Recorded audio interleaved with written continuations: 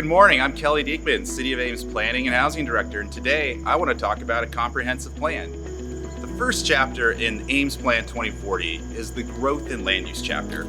This is really fundamental to the plan overall. It covers two different issues for us. It talks about where and how 15,000 people can be served through the expansion of the community, as well as select infill and redevelopment opportunities within the community.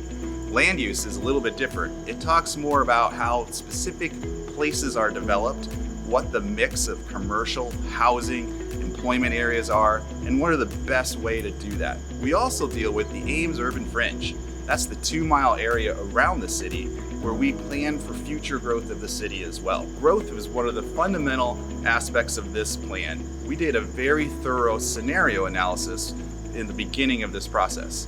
We evaluated how to grow north, east, south, and west to understand the impacts to the community and how we could meet our housing and employment and commercial goals in the city.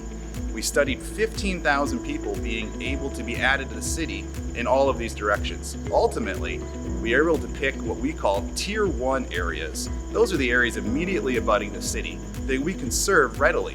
That means either through efficient extensions of infrastructure, or they meet other needs and can build upon the successes we have in other parts of the community. The scenarios help us plan even beyond 2040. So we have a short-term horizon of 20 years, but we can look out 50 years with the work that we've done to understand the possible patterns of growth for the city. The growth patterns are meant to be sustainable and diverse and allow for flexibility to respond to the market over the next 20 years.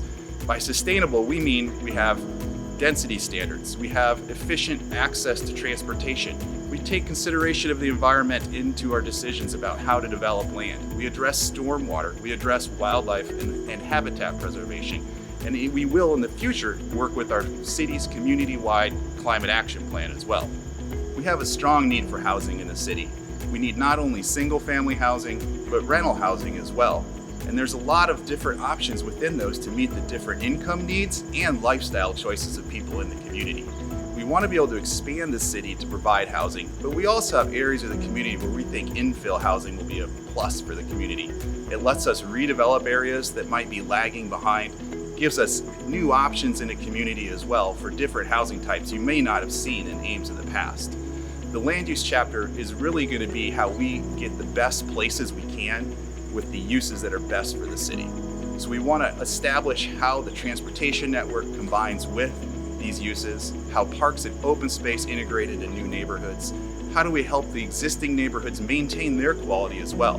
That's going to require us to do new infrastructure. It's going to require us to look at new housing choices, as well as reinforce and help rehabilitate different areas of the community.